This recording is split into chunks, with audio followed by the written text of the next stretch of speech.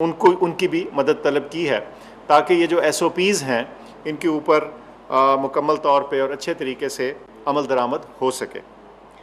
آپ کو یہ بھی بتاتا چلوں کہ کچھ ایسے علاقے ہیں، مثال کے طور پہ مردان، جہاں بیماری کا پھیلاؤ اتنا تھا کہ وہاں شہر بھر میں آلریڈی لاک ڈاؤن کر دیا گیا ہے۔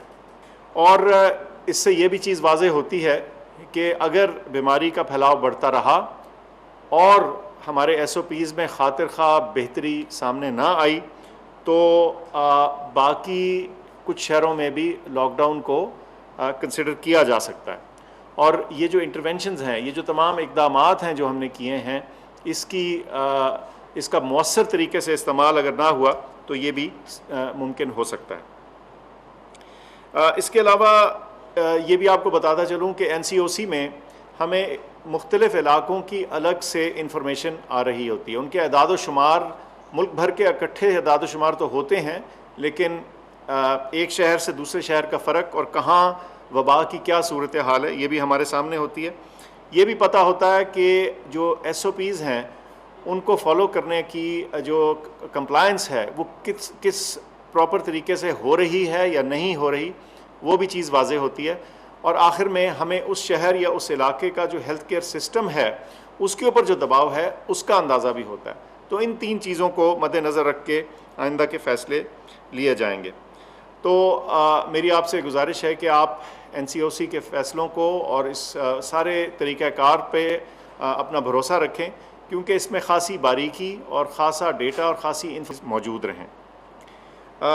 بہت ذکر آکسیجن سپلائی کا ہوتا رہا ہے ہمسایہ ملک کے مشکلات کی پس منظر میں، تو میں سمجھتا ہوں کہ آپ کو بریفلی تھوڑا اس کے بارے میں بھی بتا دوں۔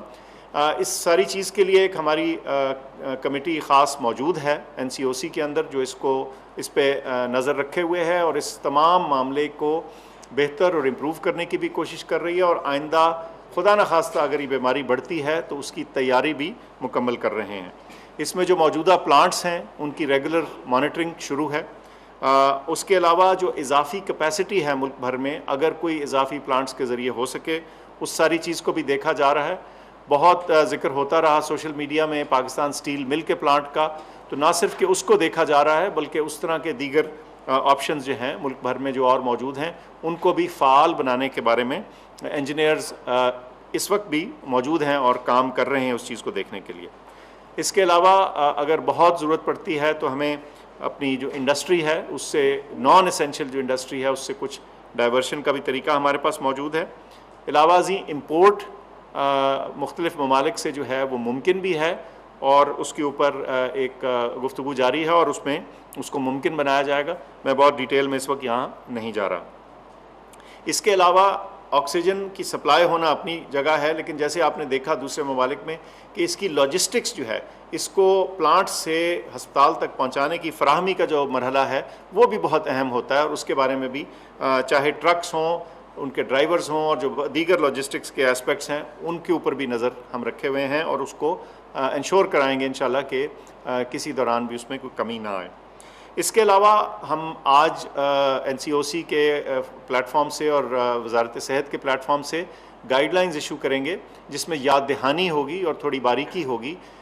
باریکی کے ذریعے بتایا جائے گا کہ جو آکسیجن کو استعمال کرنے کے طریقہ کار ہیں اس میں کس طرح بہتری لائی جائے، تاکہ خدا نخواستہ اگر کوئی اس میں لاسز ہو رہے ہیں یا کوئی زیاں ہو رہا ہے تو وہ ہونے سے بچ جائے۔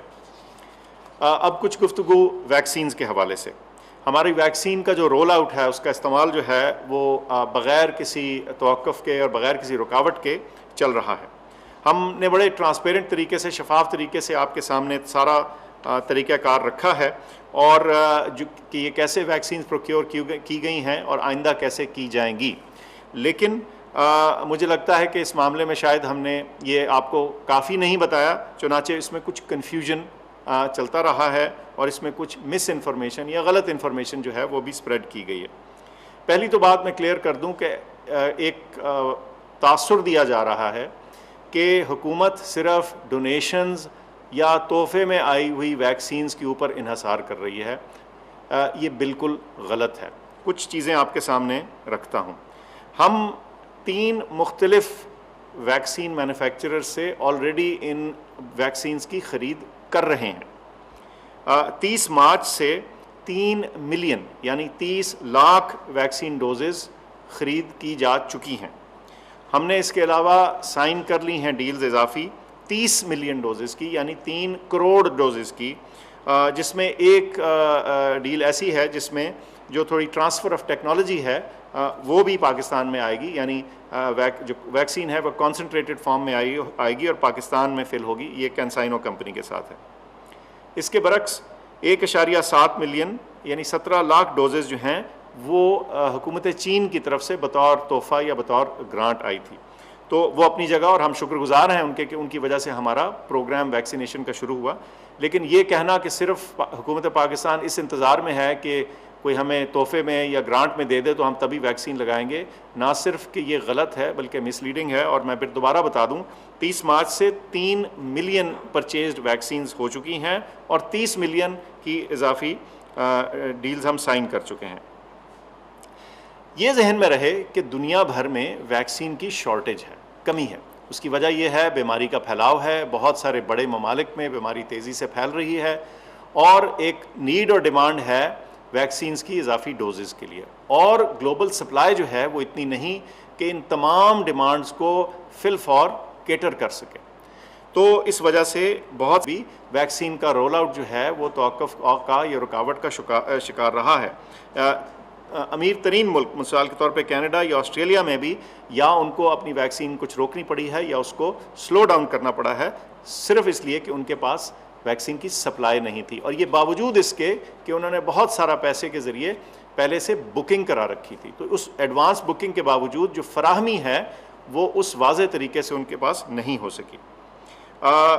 اور یہ بات واضح رہنی چاہیے کہ جتنے مرضی پیسے بھی آپ کے پاس ہوں، جو چیز اویلیبل نہیں ہے اس کو اویلیبل کرنا ایک چیلنج بن جاتا ہے اس طرح کے صورتحال میں۔ بہت سارے بڑے مینوفیکچرر جیسے ایسٹرازینیکا اور موڈرنا وغیرہ جو ہیں وہ ڈیمانڈ میٹ نہیں کر پائے۔ اچھا، کوویکس کا بہت ذکر رہا، میں یہ بھی ذکر کر دوں کہ یہ کیا چیز ہے۔ اس میں ہم نے کوویکس کو انگیج کیا تھا اور ہماری ان کے ساتھ ایک ایگریمنٹ تھی اور انہوں نے ہمیں ایک کمٹمنٹ کی تھی، لیکن یہ گلوبل ویکسین سپلائی یعنی دنیا بھر میں جو ویکسین کی کمی ہے اس کے باعث کوویکس کو خود بھی ویکسین دستیاب کرنے میں مشکل پیش آئی، سو ان کی طرف سے جو ہمیں ویکسین آنی تھی وہ ابھی تک نہیں آ چکی۔ اسی وجہ سے ہم نے اپنی ویکسین کی جو فراہمی کا رخ ہے وہ اور طرف کو کیا ہے۔ ہمیں امید ہے کہ آئندہ آنے والے دنوں میں کوویکس جو ہے اپنا وعدہ نبھانے میں کامیاب ہو چلے گی۔ اچھا، کچھ ذکر ویکسین کی جو ایڈمنسٹریشن ہے اس کا لگانے کا طریقہ کار، اس کا پھر ذکر کر دوں۔ ملک بھر میں 1200 covid vaccination centres set up کیے ہوئے ہیں، اس میں سے 22 میس ویکسینیشن سینٹرز یعنی بڑے سینٹرز، اور جہاں جو ڈیلی کیپیسٹی ہے وہ 5000 لوگوں کی ہر دن کے لیے موجود ہے۔ آج کی تاریخ میں 2 ملین یعنی 20 لاکھ سے زیادہ ویکسین کی ڈوزز لگ چکی ہیں، اور اس میں 2 ملین مین آورز جو ہیں وہ ڈیووٹ ہو چکے ہیں۔ گزشتہ روز 88,000 ویکسینز لگیں اور 2 دن پہلے 93,000 ایک دن میں ویکسینز لگیں۔ تو جو ویکسینیشن کا عمل ہے وہ بڑی تیزی سے ملک بھر میں چل رہا ہے۔